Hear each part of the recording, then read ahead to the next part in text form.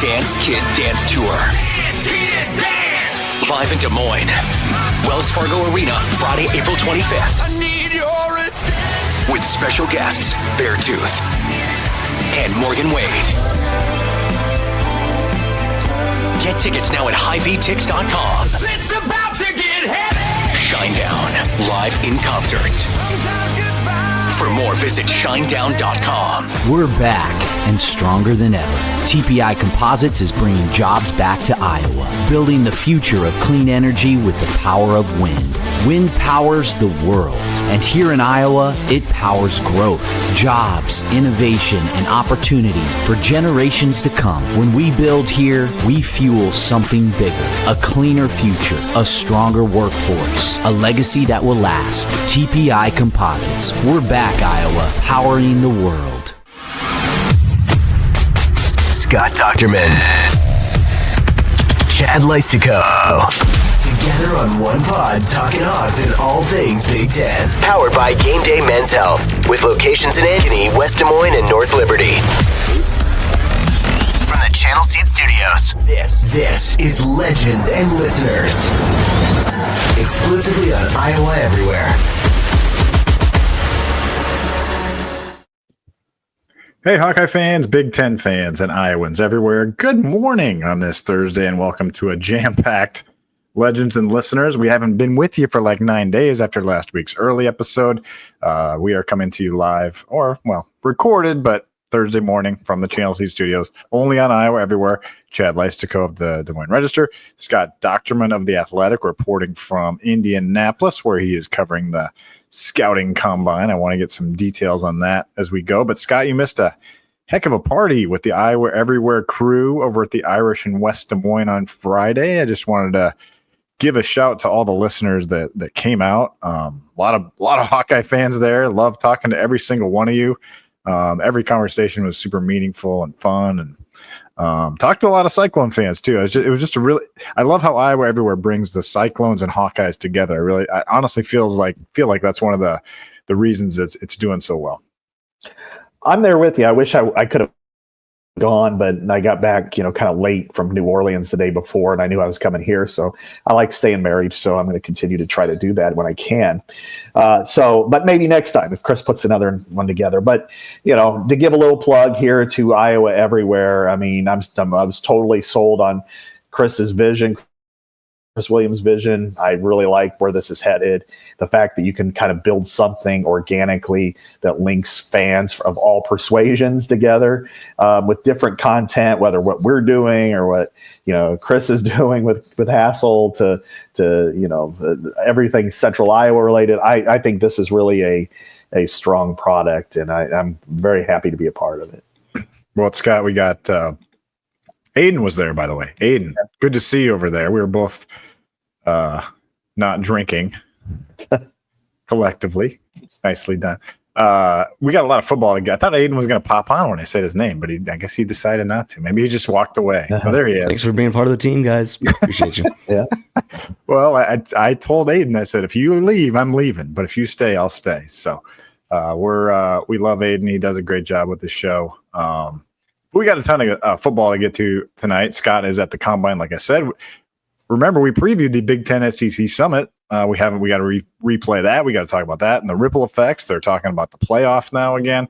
And then there was a big surprise departure this week on Iowa's football staff in Liddell Betts. I want to get Scott's thoughts on that. I haven't talked to him since that happened. But first, let's start with some basketball. We want to hit the women and the men quickly before we move to the football. Wednesday night, the Iowa women needed a win and delivered one on the road, Scott, 79-66 at Michigan. This is a team that was 2 games ahead of the Hawkeyes in the standings. So to go on the road, really control this game, win by double digits, was exactly what this team needed. Other than maybe winning a close game at some point, it would be nice. But, you'll take the blowout wins for sure. Lucy Olson was great, and Sida Fulcher with a career game, 24 points, 11 rebounds. Hawkeyes come home for senior day on Sunday against Wisconsin. With even with all these close losses constantly all season, Scott, Jan Jensen and crew can pick up a 20-win regular season as long as they take care of the Badgers on Sunday. Considering where we were, 5 or 6 weeks ago, Chad, I mean, this has been a remarkable development. And it shows that seasons are not defined or won in January. And this team had a lot of work to do, and it had a lot of chemistry to do, and together. And you were on that trip, and you saw the last of the excruciating losses, really, in Oregon, and then you saw the first of what has kind of been a new phase of this program, and how it dismantled Washington, and it's really been on a high ever since. And even though they lost at Ohio State, that was in overtime. They lost the other day. Had a look against UCLA, didn't happen, but that didn't really phase this team and how they're going forward. And you brought up Sydney Falter, and I kind of teased this with you in our pre-discussion, and that is, is this year, rewind it 10 years, is she the Aaron White for this team and this program and the way she's playing her senior year? 6 double-doubles in her last 11 games. This might be the Sydney Falter game, 24 points. And she's been kind of this 12-point, 15 rebound performer, but she's not that tall. She's tough as hell, and she's just finding ways to just ball every single night and every single day. So I put her in the Aaron White category, which is high praise for me, because I think pretty highly of Aaron White and the way he performed. I do too. I had drafted him on my team last week. If you missed last week's episode, Aaron White, one of my all-time favorites. And that's a great comparison. I mean, even a little red tinge in the hair, a little bit of blonde in there as well for Sydney. But she's. I'd actually had a story published on her last week, kind of a deeper dive on her, and she's at top 6 in the Big Ten in rebounding, Scott, at 5'11". As you said, she's the only player in the top 25 under 6 feet tall, and she's in the top 6. I mean, she's just a double machine of late. 24 points, 11 boards, like you said, and that's the same thing that happened with White, picking up steam at the end of his career. I mean, he was good the whole time, but like really hit it big down the stretch of his career, and she's playing like she's running out of time for sure. Lucy Olson, another person. I did a big piece on her. It published Wednesday, and she comes up with 20 points, 5 boards. What a turn! Really, the season has turned, Scott, with Lucy Olson finding her way. It was the exact same fulcrum you just talked about between the Oregon and Washington games. She was as bad as you could imagine against Oregon, then turns around 8 for 8 against Washington. And then when I was talking to her on the phone this week, we were just kind of like realizing that the Oregon game and the USC game were exactly 2 weeks apart. And just think of where she went from that Oregon game, benched in the fourth quarter, 0 for 7, 4 turnovers in the second half, to outplaying Juju Watkins in a monumental win on Caitlin Clark jersey retirement day, 23 second half points.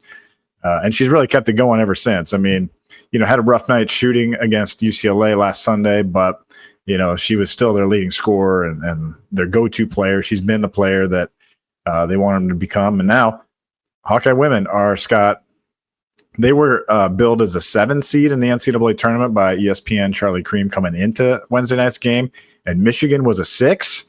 So I wonder now, if the Hawks can keep winning, maybe pick, get to the quarters of the Big Ten tournament, especially if you get to the semis, maybe you can get, I think the 6 is the magic seed for Iowa, because that gives you a path anyway to the Sweet 16. Yeah, I mean, 7-2 matchups are difficult, and we've seen it before that's not easy. I think we saw a couple years ago when Caitlin Clark was a sophomore. I think they were a 2 seed and lost a 7, which was Creighton. And they were actually a 10, but that shows that 7-10 game. I mean, the 7-10 game is never a gimme either. You know what I mean? Right. Whereas a 6-11 is, you feel sometimes a little bit better about that. You might get like an A10 team or something like that. Anyway, carry on. Yeah, those are usually the last at-larges to make the play or make the tournament. And so when you're talking about being a 6'3", you're looking at somewhere in the neighborhood of 12 versus 20 in the rankings, and you feel like, hey, you play well, you got a chance to win. And 2-7 is a little more, obviously more difficult because they are top 10 teams. And now Iowa's not had many problems with top 10 teams this year, but they've won one and lost one at the buzzer. But overall, they're putting themselves on a really nice path. If they beat Wisconsin, which they should, on senior day, that's a 20-win season in the regular season. You don't even have to go to the Big Ten tournament for that. Where they were to where they are, that's really impressive. And I think, though, this season changed with Lucy Olson. I mean, if you want to point it to one person, one change, it's her. Because before, when she was struggling, had a lot of pressure, you're coming out with a story, you know the whole routine on it. I think that's with her. She's I think Jan was searching for answers because Lucy wasn't coming through. And that's why you saw all these kind of wild personnel changes and stuff just to find something on the floor that was clicking. And but once she gained her confidence, was the best player on the floor against USC, and has since then really, dominates maybe too hard of a word, but been the best player on the floor in just about every game. Then everybody else is filtered to their roles. And that's allowed Sydney Falter to do exactly what she can do, which is be the junkyard dog. Score, get rebounds, play the role that she did last year to a better level. And it's allowed everybody else to feed off of that and not put a bunch of pressure on the freshmen. So I really like the makeup of it, but it all starts with Lucy Olson. Yeah, and another great game from Kylie Feuerbach. I mean, those three are all seniors. She had 6 points, 4 assists, 5 steals. She just, if you just watch her game, she just does so many things, like getting back on defense, flailing her hands to create a deflection that someone else gets and runs up the floor. She had a big fast break bucket. Michigan had the ball down 6. They were making a run, and Feuerbach gets a run out off a steal and a breakaway layup. And I felt like after that, the game just kind of turned around. And then you saw Ava Hayden with some late surprise minutes, and she looked really good. So there's still time for some, good freshman stories here down the stretch, maybe to reemerge. And we saw Taylor Stremmel have a nice game against UCLA. We've seen Guyton come through all year. Still waiting for maybe that big Tegan Mulaney game, but it's a fun team. It's going to be in the NCAA tournament, which, like you said, is a huge step from a long time ago. And they might be playing themselves out of the 8-9 game now after this win on Wednesday. And that's a big deal because that's a real tough task, because if you don't want to go to South Carolina host site or UConn or somebody like that. And but UConn, if UConn's a 2, for example, Iowa could go there. But again, just keep winning, and maybe you can get up to that 6 line. That would be ideal. I think a 5 is not out of the question if they make a real deep run in the Big Ten tournament, and this team can make a run. I mean, they've proven they can hang with anybody. Haven't gotten blown out once this year. No bad losses, Scott. This is their 5th quad 1 win of the season. So they're putting together a pretty nice little resume. And I think if a committee looks at Iowa at this point, assuming they beat Wisconsin on Sunday, you see a team that's got a lot of close losses, a lot of quality wins, including maybe the most quality win of the whole Big Ten season against USC. Mm-hmm. And so, I think they'll get a lot of respect in the committee's eyes. It's good for women's basketball if Iowa's playing into the Sweet 16, I think. So a lot going for the Hawkeyes right now on the women's side. Anything else on that front before we dive into Champaign, Illinois for a couple things? A little different there. But one added point is, I mean, even if they win on Saturday or Sunday, they're probably a 9 or 10 seed in the Big Ten tournament.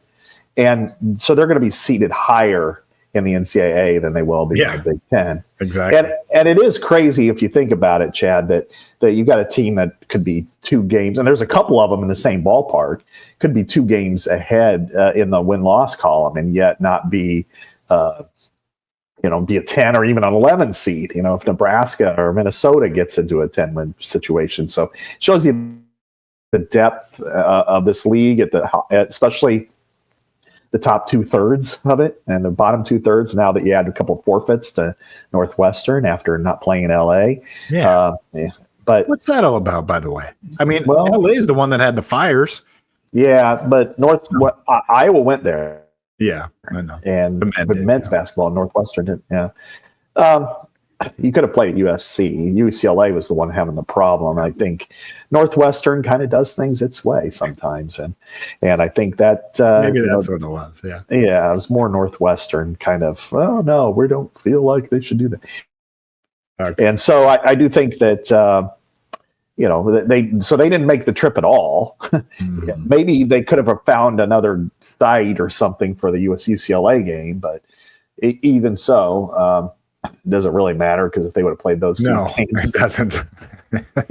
And the other part is it'd be unfair if you're starting to judge things by win-loss percentage, and they have fewer losses and they accidentally get in the Big Ten tournament, right. Without playing UCLA and USC, which I think the reserves for those two teams probably would beat Northwestern.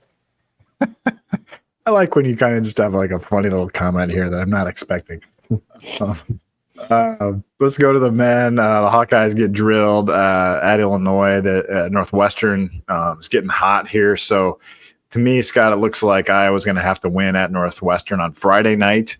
So tomorrow night, as you guys listen to this, to make the Big Ten tournament. So this Iowa men's season could be over potentially by next Sunday at Nebraska. So it's not it's a team that's playing hard. You got to give them, I feel like you still, give them that pat on the back. They're playing hard, but they're just overmatched. I mean, and when Josh Dix and Peyton Sanford aren't going, it's near impossible to even hang close in a game. And that's what we saw against Illinois, an 81-61 loss. Yeah. They're thinking their magic number to get into the Big Ten tournament is 7. And that's, it seems, this year, like the women's, it's kind of strange how the leagues are packed differently. On the women's side, it's the top 2/3 that are really good for the most part. And then on the men's side, there's just this mushy middle. and Iowa's kind of part of that still with 6 wins. But you look at the standings, there's 1, 2, 3, 4, 5, 6, 7, 8 teams with 6 or 7 wins in the Big Ten. That's really, really weird. And so what Iowa really needs to do is win once. If they can get to 7 wins, I think they get in. But it's going to have to come down to Northwestern or Nebraska, maybe upset miraculous Michigan State, especially after what happened, against Maryland, that crazy shot. They're capable in some ways because they play hard, and I give them credit for that. The playing hard card didn't work in Champaign; they got blown out. No, it did not. And I'll say this: that I've seen a lot of crazy stats this year in a lot of areas. The one that I was not expecting, and I will go so far as to say I'm rarely, if ever, shocked in sports, but this one shocked me, was that not only did Iowa lose by 20 points, which I expected, but they actually won the rebounding battle by 5. And this is the most polar extreme. It's like Iowa winning outpassing Purdue with Jeff Brom in a game, and losing. Yeah. It's like it's like throwing for 400 yards against Purdue, when they had 20. Jeff Brom and losing by 20. Because Illinois was, I don't know what they are now. I'd have to look it up, but they were like number 1 in the country in rebounding margin, and Iowa was not even. I mean, it's like you could have 15 spots between 17 and 18. And they were that bad. It's like you have 17 and then you have 32 and then Iowa. That's how bad they were in rebounding margin. They won that battle. So how about not that it matters. I mean, it's like, tell me about the parade, Mrs. Kennedy, not the shot. But in this case, it's like it's just something that popped out. I'm like, are you kidding me? It was 36-31 and Iowa won. But anyway. Yeah, we may have to recheck that. But yeah, it's not much really to talk about there for the men. But we'll just say that there's a big game on Friday night, because I think if they lose that game, it's a lot of trouble. I mean, they never beat Michigan State. No matter where it is, it doesn't seem like it's going to be tough. I mean, Michigan State's playing for a Big Ten title. Izzo, typically has Iowa's number. Not always. Iowa's gotten them a couple times over there, actually. Yeah. But, that's going to be tough. It's going to be tough. Maybe you catch them sleeping. It's like coming in. But so, heck, maybe they'll have a shot with that. Nebraska has, as we talk here, Scott, is one of those teams with 7 wins. So could you catch Nebraska, sweep them, because you beat them earlier this year at home, and maybe pluck that 15th seed from Fred Hoiberg and company? Who knows? But at this point, it's just trying to extend your season, extend the career of Peyton Sanford, everyone else. That's not one I would bank on. If I was to rank the 3 games in most likely to least likely, number 3 on least likely is the home game against Michigan State. Number 2 would be Nebraska on the road, because you had beat them and they dominated the game for a long time. And then Peyton Sanford came out with one of his best performances and just shot like crazy in the second half and won in overtime. So that there's that rivalry component is there, and you're going there for their season finale, and they're going to be a motivated team. So that one might be a little bit challenging too. It's the Northwestern one that really, to me, is going to be the one that gets them in the Big Ten tournament or not. And they, if they can do that, Chad, I mean, that puts them at 16. That means that they've at least got a winning regular season and the opportunity for a winning season. And then it opens yourself up for possibilities. I don't think the NIT's one, but the Crown tournament in Vegas, whenever that comes to fruition, you got a chance to get in it. So overall, I think this is probably a nice opportunity for Iowa to have a decent mark to the end of the season, and potentially as what we're going to be watching very closely, possibly the Fran McCaffery era. Yeah.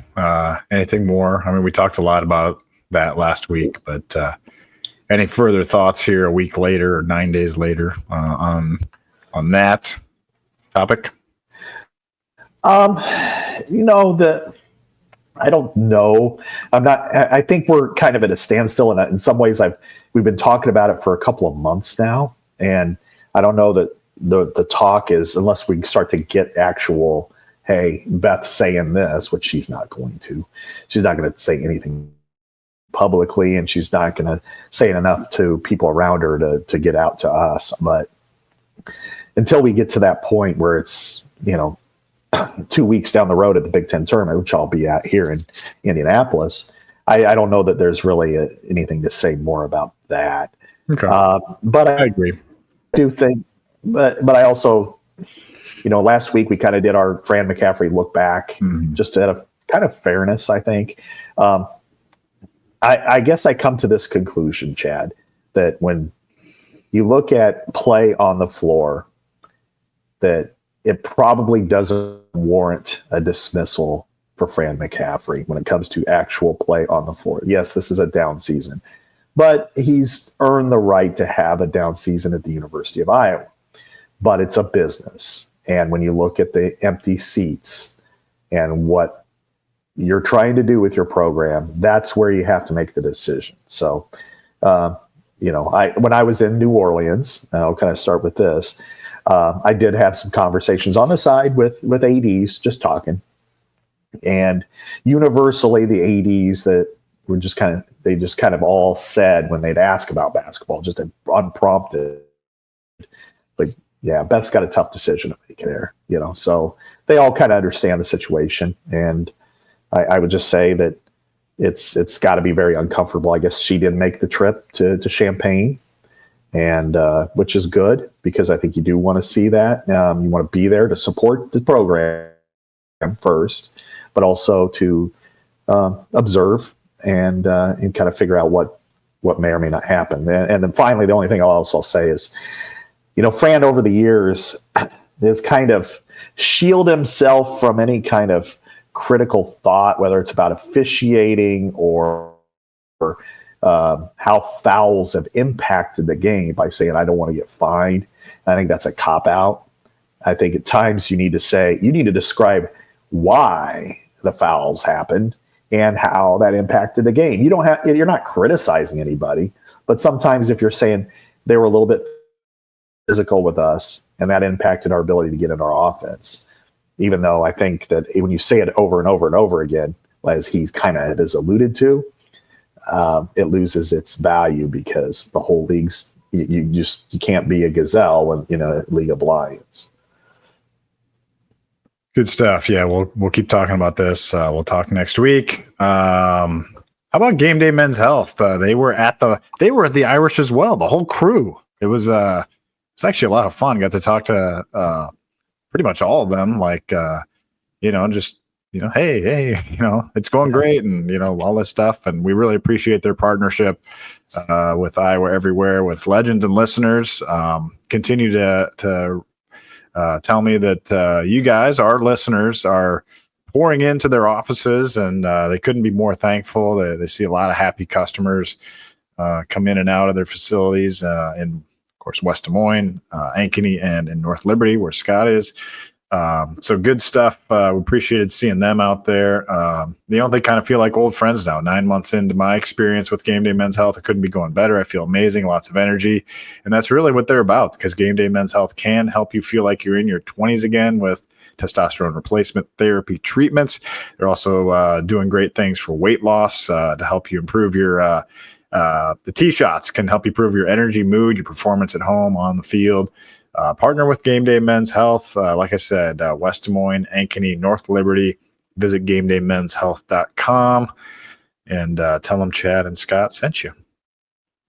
Yeah, it's been great. No question about that. I've lost a lot of weight and feel a lot more energetic. So a lot of that's due to GameDay Men's Health and love the people I deal with in North Liberty. Alicia has been great, Stacy, and Cody. So really happy to deal with them. So, since you're working with GameDay Men's Health, Scott, are you doing the 3-cone drill over there in Indianapolis? Give us the lay of the land at the combine. Yeah, I'm going to do the 40. I'm going to run against Rich Eisen, and no, I will not be participating in the combine for the 15th year in a row that I've been here. So, and I wouldn't want to embarrass myself by being last in every single category.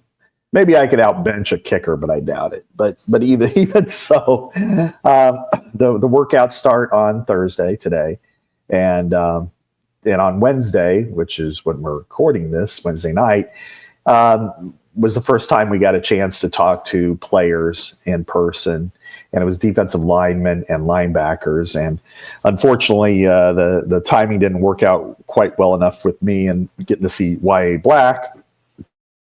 But I did get to see Jay Higgins, and I did that transcript, and Jay was as loquacious as always, as good of an interview. Maybe this might have been one of his best ones, and it wasn't like he had a point to prove.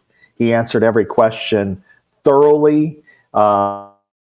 It's one that if I'm the University of Iowa, that I read or I listen to, and I splice out some of the comments and I turn it into lots of, whether it's billboards or advertisements for your program, because he really he brought it in different ways, talking about Iowa and talking about his experiences and then what he taught him, and then I wanted to get into the weeds a little bit about what he sees pre-snap and some of the other factors, and he really got into the details of that too, which was really exciting for me. Some people might be bored by it, but I like those details. But here's a couple. I'll read a couple of snippets from Jay, because he's too good to ignore. Somebody asked him, what's in the water at Iowa on defense? And he just kind of turned. He goes, hard work's in the water at Iowa. We're a different program. We're not trying to be the coolest. We're not trying to be the prettiest. If it doesn't have anything to do with football, we don't do it.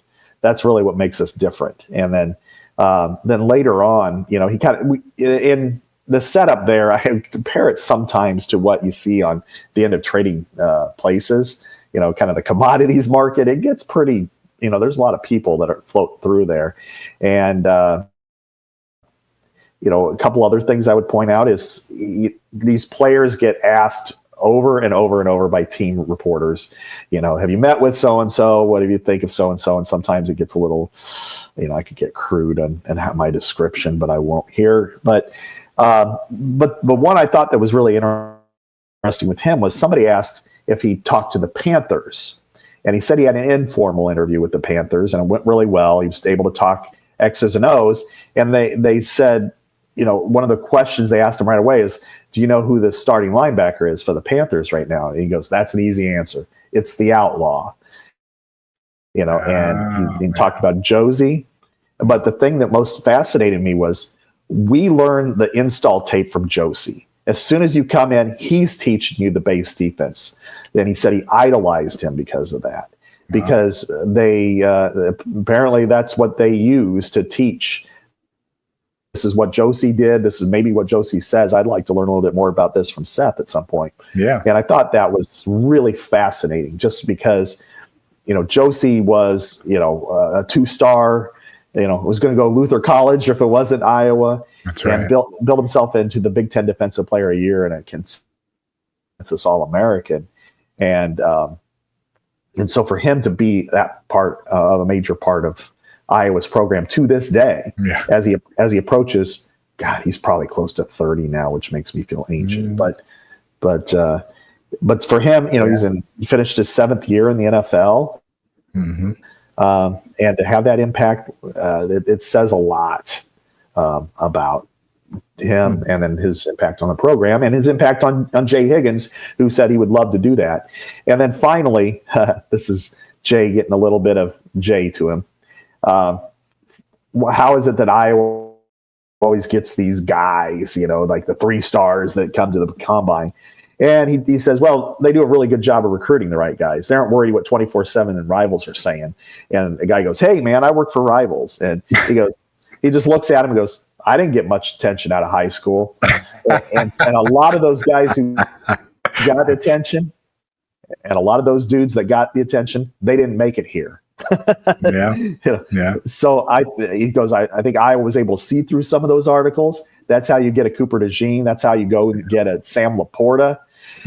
So, again, some of the stuff he said was, I'm sure that, the coaches, if, they're listening, would be pretty, they'd throw a party for. Yeah. I think that when people wish for, some people wish for the end of the Ferentz era, like we're just tired of Ferentz, all this stuff. I think one thing that maybe the biggest thing that people will miss when Ferentz is gone, whenever that day comes, assuming there's a little bit of a drop off in this area, is just the ability to identify the kind of player like a Jay Higgins is, or a Sam Laporta is, or a Cooper DeJean is. And maybe Cooper was easier to see, maybe not, but I feel like that is just the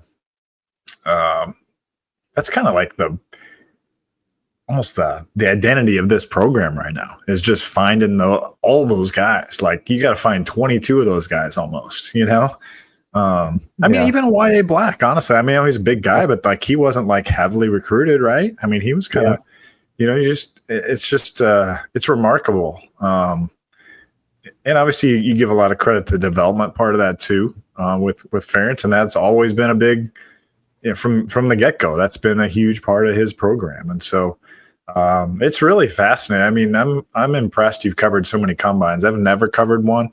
So I don't know what it's like, but it's, I mean, you must have seen 100 Hawkeyes come through there by now, and for 15 years or close to it, and I bet there's, let's say there's 100 or 80 or whatever you've seen over there. I mean, how many of them were like can't miss prospects? Probably not many. Maybe AJ Epinesa. Werfs and Epinesa would be the two. But there's not that many. A few others, but not many. Brandon Sheriff, but he was a 3-star, and so Yeah, I was a high school quarterback who played tennis for a little while, which I would hate to see his. I ran into his brother the other day, by the way. Did you? Over here in Adel. Wow, he's a physical therapist. Anyway, small world. Continue. But you do look at let's look at the 7 guys who are here. You start with Jay, Indianapolis, crossroads of America. You're 2 hours. You're an hour and a half from Purdue. You're an hour from Indiana. You're 2 hours from Ohio State. You're in the middle of everywhere, and you don't get anything. I was able to get to Indianapolis and get him, and here he is tying the school record for tackles in a season. He's a unanimous first-team All-American. You look at Y.A. Black. He's not from the end of the earth, but he's close. In Marshall, Minnesota, it's so far out there. I mean, it's like you could drive to Columbus from Iowa City rather than Marshall, Minnesota. It's so far. Seriously, yeah. But they grabbed him, and then you've got tomorrow. You got Sebastian Castro. A guy from Richards High School in Chicago. Shamari Harris, which there's some challenges there, as we know, but he's Montini. I think Montini Catholic. He's here. Luke Lachey, overlooked guy, legacy at Ohio State. Yeah, they didn't recruit him. He comes to Iowa and has some success, and then later on you have Connor Colby, and there's one more I'm forgetting here off the top of my head. The best one. What the hell am I thinking? Yeah, Caleb Johnson. Yeah, drum roll. Sorry, I'm going through the damn positions in my mind. I know. You two don't think of offense when you think of the Hawks. I know. I'm thinking offensive line and defense, tight end. Must be offensive line or DB. Anyway, okay, duh. What's the feel over there about Caleb Johnson? I mean, it's. I asked 4 different defensive players today who's the best running back they played, and all 4 of them sent him. Really? Yeah. And they didn't know you're from Iowa or anything. No, I didn't. I just asked them who's the best running back they played, and so they all said that. And they would say number 2 Johnson from Iowa, and I say, well, what do you mean by that? Well, he's just so physical, and he's got great feet, and the way they blocked for him too. I mean, they really praised him. And this was linebackers and linemen that were all equally in that area. And then I was standing next to a guy, I don't know if he's covering Penn State for somebody or something, and he just like, well, what about the Penn State backs? He goes, yeah, they were 2nd and 3rd. So he has immense respect from the players he played against, and I think he's the one that can really elevate himself. If he runs as fast as he showed in some of his breakaways, if he runs that, he could be. It's hard to say if he'll be first round. It's all about who's drafting and when they're drafting, but he certainly will be. He's highly thought of, and but out of all those guys that I mentioned there, they all have adversity stories, and they all came through it. Whether it's where they grew up, whether they played or not, and they worked through it, and whether it's then once they got here and things were going well, you had Luke Lachey break his leg, and then you have Connor Colby, who flamed out at right tackle and then became one of the better guards in the country, and Caleb Johnson, who was suspended for part of the season opener and looked like he was flaming out himself, and he ends up becoming maybe the 2nd best running back in the country, and you just all of their stories were. And what do they show? Perseverance, for the most part. They all fought through tough times, and they didn't leave. They stayed. And I think that's a testament to the program. And I don't think it's mutually exclusive for people to say we want the program to be better in certain areas, but also respect the hell out of the program, because you have to. And if you don't, you just can't see it for what it is. Because when I talk to people now broader, and Iowa gets brought up, there is immense respect for them. And maybe there's some scoffs about some of the offensive plays once in a while, but when you're talking about line of scrimmage, the way they're developed, the way they block, the way they tackle, the toughness that they showed, that's not a team that people go, yeah, I can't wait to play them. It's like, oh, damn, because know what you're going to get. And the type of players they get. There's immense respect. So I do, and I think all you have to do is look 2.5 hours northeast from Iowa City, and go, if you forfeit your identity, you can fall very, very quickly, and it's not easy to get back up in this really hypercharged Big Ten. So if you look at Wisconsin, they were the badass bullies of the Big Ten for a while on both defense and offensive line. Paul Chris let it wane. He gets fired, and then you throw on Luke Fickell, who decided let's run a spread with 90% 11 personnel, and they didn't go to a bowl game last year, and they gave up 330 yards rushing to Iowa. Yeah. You got to be very careful when you're in this area. So, now looking ahead, Iowa grabbed a good quarterback, and maybe that part of the offense changes enough to where it looks, I thought it looked good with Tim Lester for the most part, but circling back here, all these players, they all have a similar story, and it's their toughness and perseverance that really has come through, which was not necessarily furnished by Iowa, but developed at Iowa. Sure. Yeah. See, if I was over there covering the combine, that'd be a great column idea, but I'm not. So for whatever reason, they've never sent me over there. We've had Mark Emmert go over there before. No, we've got we've got Indy Star too in our network. So we kind of get it covered, but you could have went to Champaign for the basketball game, and then I could have. You're right. Yeah, hours over. Tyler could have gone over there. Yeah, he's going up to Evanston though for the basketball game. He's Mr. Basketball. One more question on the combine before we move on to Liddell Betts and Big Ten SEC stuff. Scott, it's an interesting week in my opinion for Jamari Harris. I don't know what do you like? There's a guy, he basically opted out in the middle of a team season.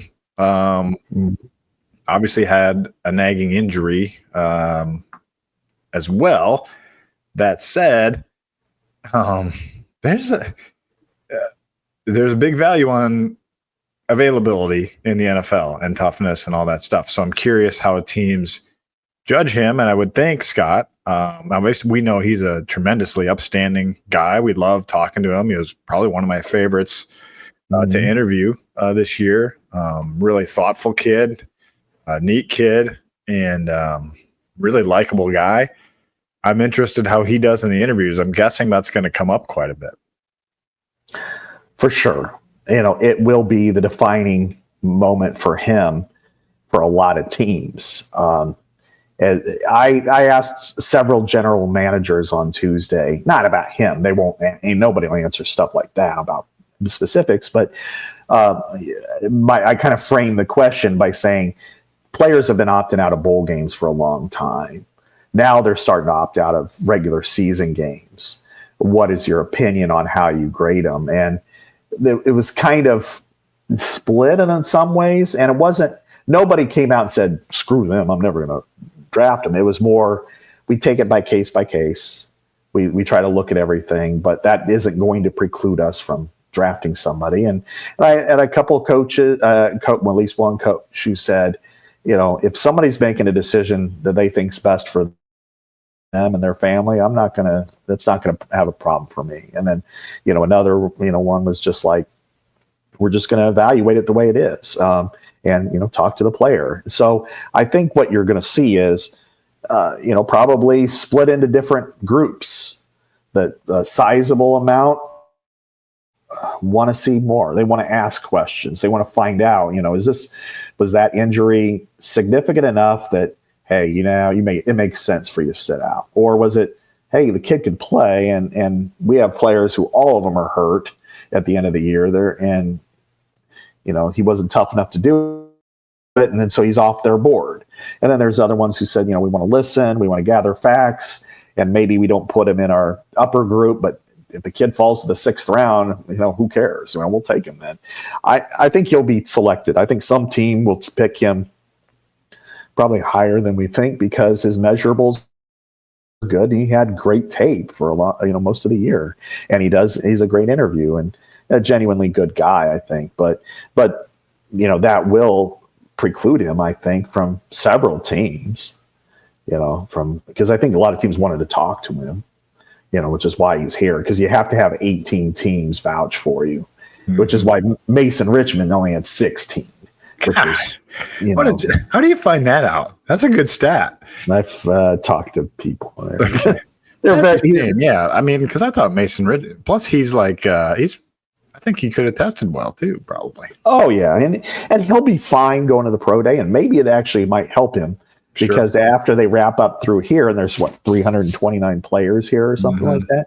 That when they start going to pro days, it's like we want to look closer at him, and then they get more of a one-on-one opportunity. Yeah, but way to look at the positive, Scott. Way to look at the positive. I know it's a shining light, but I do. But the other side is it's kind of like getting drafted versus being an undrafted free agent. Even though your better opportunity might come, either going in the 7th round or being undrafted, it's like, well, at least I get to pick my spot, like Alec Jackson did. But you're never going to be a draft pick, and so it's like I wasn't invited to the combine. Now, like Aaron Campman, it was like, how stupid can you be? But, to not have him. But then there's like lots of players like that. So, but that being said, I don't know where I was going with it. All right. Well, we look forward to your coverage at The Athletic from the combine. Obviously, when does Caleb run, by the way? Caleb Johnson. That's probably the biggest. He will run Saturday. Now, we talked to him on Friday. Interview Friday. Okay. Yeah, interview Friday. And there are a lot of really good running backs. I mean, I'm looking at this class and I'm doing the Hogan. Hogan John's talking about this kind of from the Bears' perspective on some of these players. And I'm looking deep at the available running backs, and Omarion Hampton from North Carolina was fantastic. Cam Skataboo, if he's in Chicago, he's going to sell jerseys like Caitlin Clark does here in Indianapolis. And then you look at the Ohio State guys, and Jeanty's different. He's unique, I think. But Caleb Johnson's in that same category too. And it's just, if he's in the right offense, he'll have a lot of success early on. And I'll be fascinated. If he can get under a 4.5, he's going to add some serious numbers to his final paycheck. Yeah. Well, we've got a new sponsor here on Iowa Everywhere, our legends and listeners. Scott, I know you wanted to say I always take all the game day reads. I steal them from you because I'm just so fired up about them. But you get to read this one on TPI Composites in Newton, Iowa. So if you're ready, go for it. And they are reopening their production facility in Newton, TPI Composites. Wind powers the world, and here in Iowa, wind is powering job growth. TPI is hiring for several positions, including production associates, HR, maintenance, accounting, quality management, and more. So search TPI Composites on LinkedIn or simply visit tpicomposites.com and click on Career Opportunities. All right. Thank you, TPI Composites, for coming aboard, legends and listeners. Scott, you just talked about running backs. We talked about Caleb Johnson. Suddenly, the Iowa Hawkeyes need a running backs coach. Liddell Betts kind of came together Sunday night, from what I was told, heading to the NFL. We haven't talked to him about this, but it's an interesting move, Scott. Interesting timing. We don't see a lot of assistant coaches leave the program under Ferentz. Pretty rare, honestly. I mean, Derek Foster, I remember, went to the Chargers, right? Chargers. Yeah, and he's somewhere else now. I mean, it just doesn't happen too often. Raiders. Yeah. Pretty late in the process, though, right, for Liddell to leave. So Iowa gets an opening here. It's not like it's the end of the world or anything, but I think the biggest thing for me is it's a big loss. He was a really, really important coach. And you think about Caleb Johnson's journey, I would say Liddell Betts was a big part of him sticking it out. I mean, he had a rough sophomore year. He didn't even get in the game, I don't think, at Wrigley Field. I mean, he was down. He cycled down the depth chart. Le'Shawn Williams was their top running back as a sophomore. He had injuries, yes, but he also had some off the field issues. And but lo and behold, he comes in third string as a junior, and Liddell keeps him engaged and turns him into, an All-American, and the whole room, really. I mean, you think about how happy Kamari Moulton and Jazz Patterson are, both guys from Florida, both guys that Liddell helped bring in. Liddell was a really, really good coach, and I think his NFL experience of never really being a starter, Scott, in the NFL, I think that really carried a lot of value to those guys because he could tell them, hey, you can have a lot of value on this team. You don't have to be the starter getting every carry. I never was either, and I played in the NFL for 9 years, and I think his real-world experience in the NFL, Scott, was a big deal. So I grade this as a really big loss for the Hawkeye program. He in a very short period of time, he had a really profound impact. I mean, first player he recruited was Caleb Johnson. He lost Caleb Johnson to Cal. Then he was able to woo him back, and he was there on campus for that Penn State-Iowa game back in 2021. And, after that, and then he goes down to Florida, and you look at Kamari Moulton. He pulls him away from FAU. Jazz Patterson had some offers, but he was able to bring him up here. And then even more impressive, he was able to keep them all. LaShawn Williams bolted, but he kind of struggled with health, and that was his last year.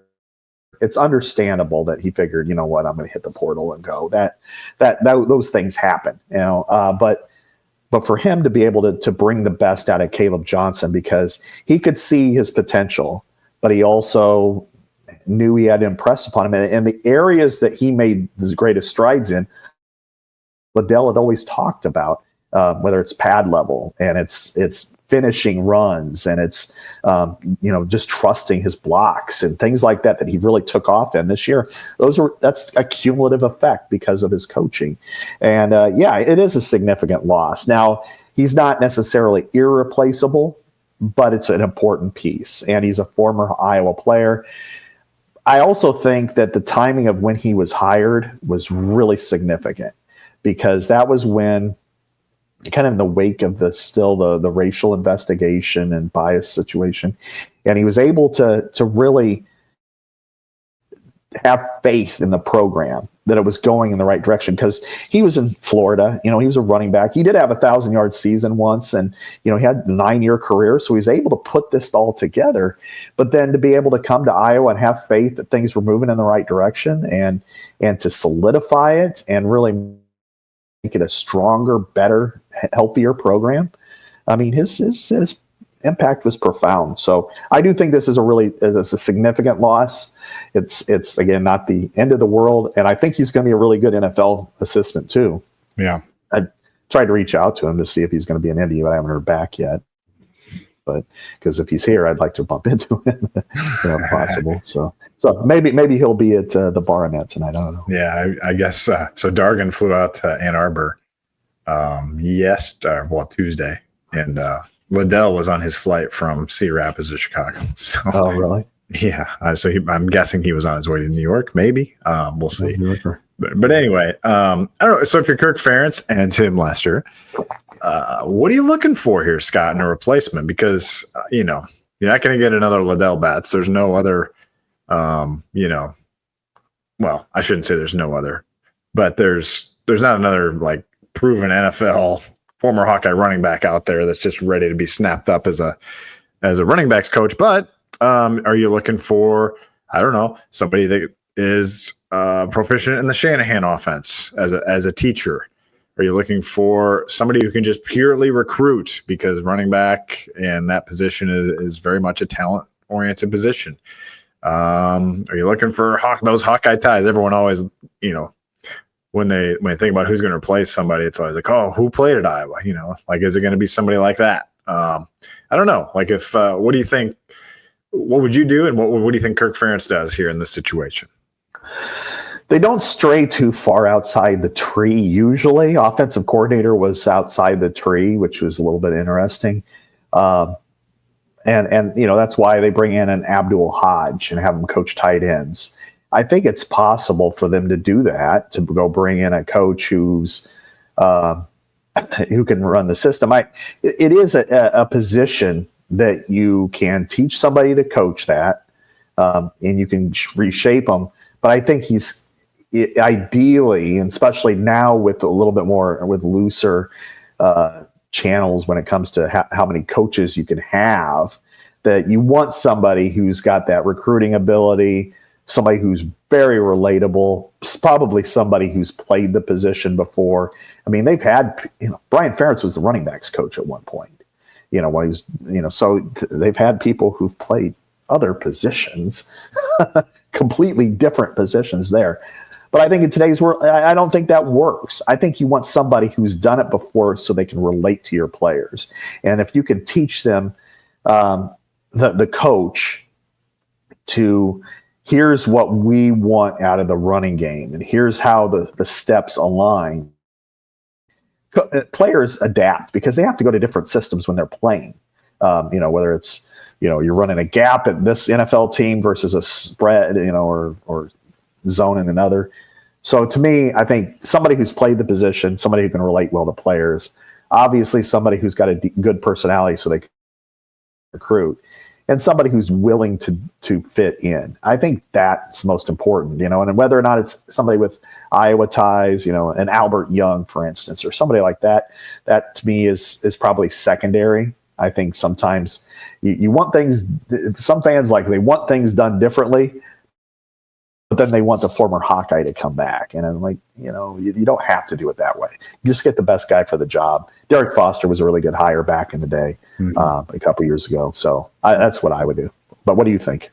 Yeah, I mean, Kirk has always been, it's one of his chief roles. That's one of the secrets of his success, really, is having a staff that he can depend upon. He doesn't have a lot of turnover.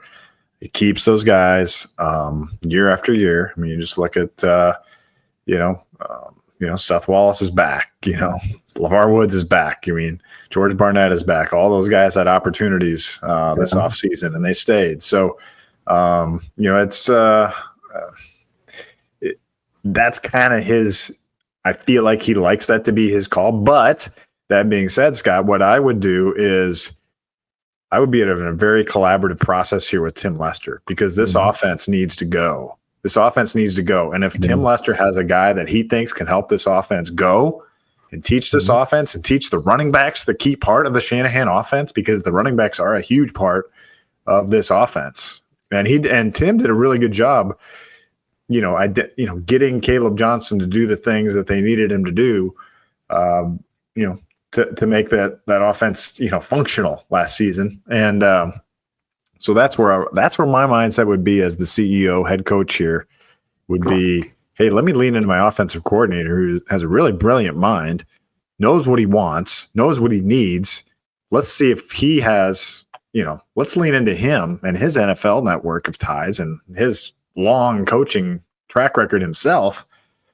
Maybe if he's got kind of a guy, that he could really depend on, like he was for Matt LaFleur. I mean, that, Matt LaFleur and Tim Lester, that's why he brought him to Green Bay, because obviously a really good coach, and he knew he was out there and he got him. So that's kind of what I would be doing right now if I was Kirk Ferentz, is collaborating with Tim. If he doesn't have a guy that's slam dunk type thing, then Kirk will do his thing. But I don't think it's a huge rush. Do you? I mean, I think it's, they usually take their time on these things.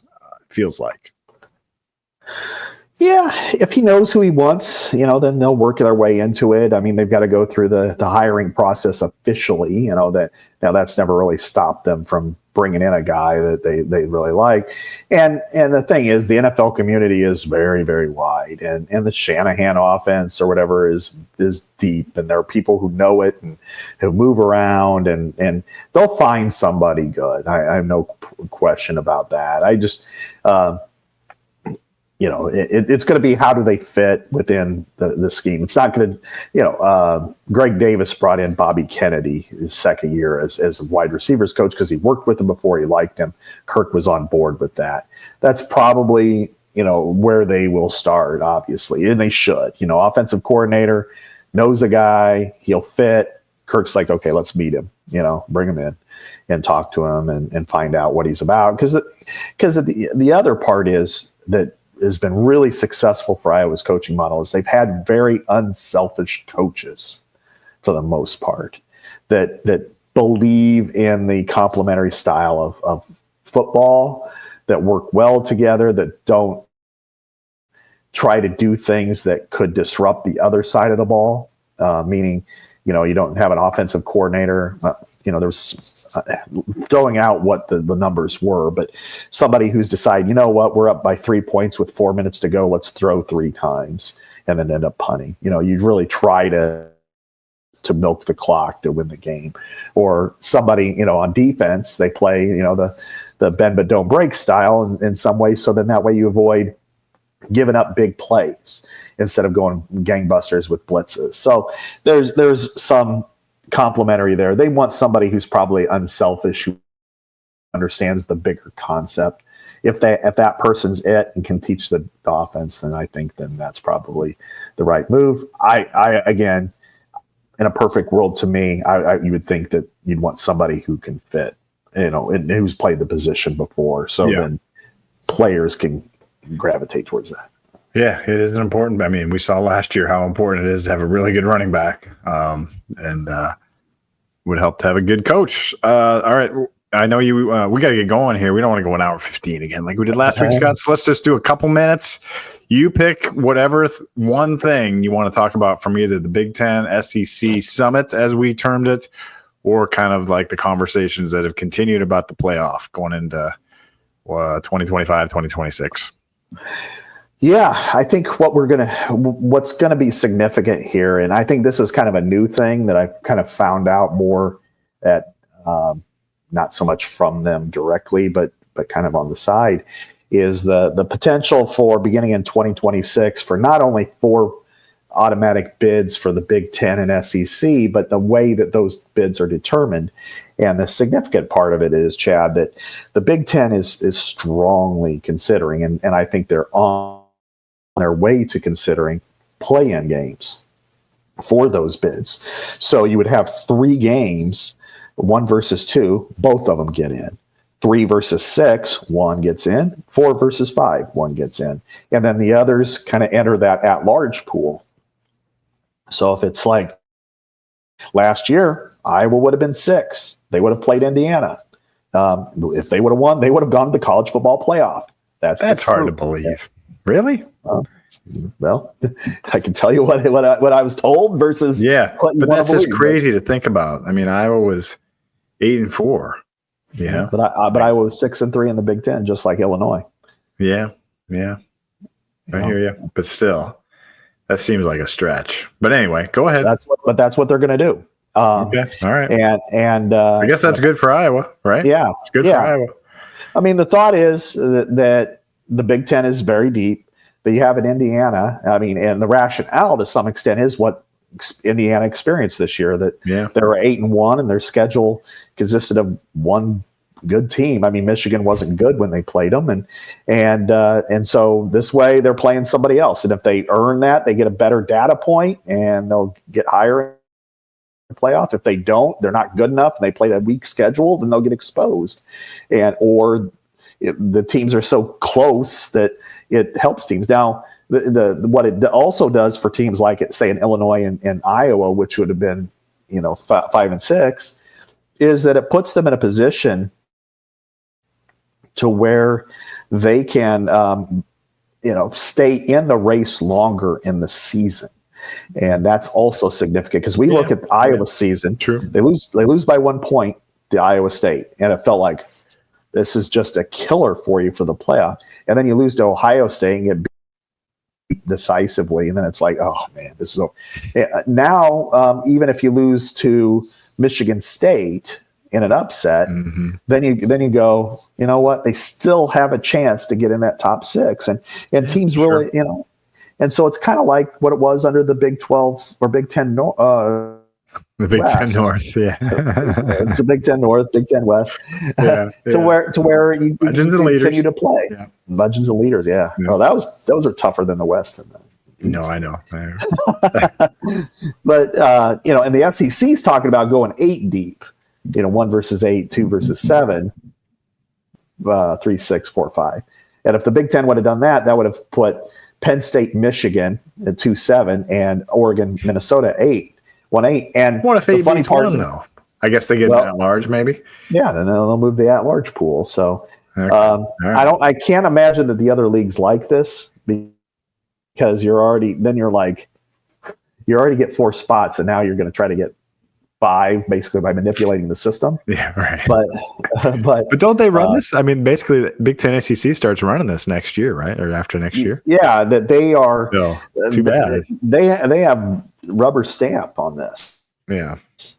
They have the ability to say yay or nay on any new system, and basically they have to support it. So it looks like it's going to be maybe 16 teams in the playoff, and 4 each for the Big Ten, and so it's kind of like 32 for the Big Ten because you got a play-in game to get to the 16. Yeah. And here's where I mean, I guess I'm not as I like it. I think it's interesting. It's interesting. Yeah, I mean, it's interesting for us. More drama, Exactly. But what I would think would be almost as much drama and cut out an extra game is to have a matchup week instead for your regular season finale, like the Champions Week concept during the COVID year. Yeah, which is like have your rivalry games. Let's say the last week in.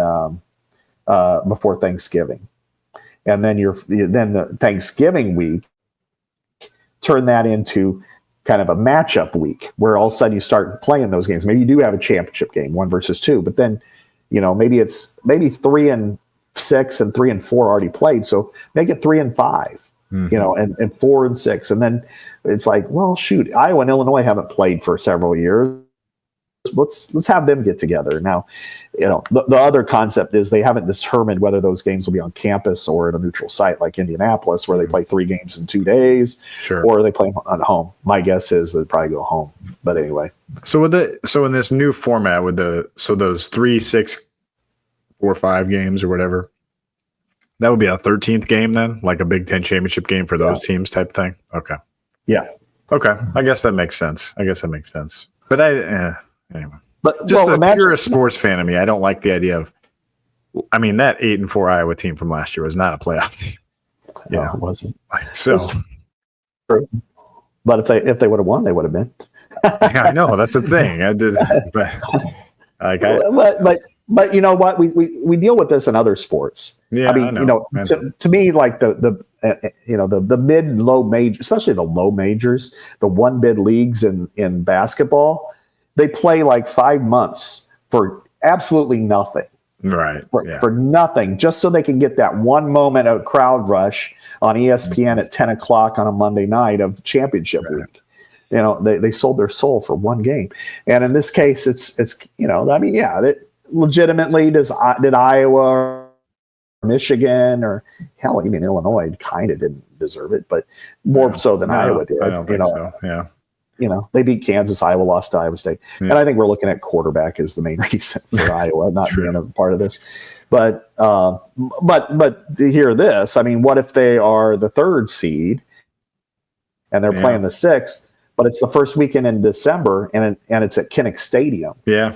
And you're playing Penn State at home or Oregon at home. Yeah. You're like, yes, you can lose that game and lose your chance, but it also means, holy smokes, what a big opportunity, what a big game that is to cover.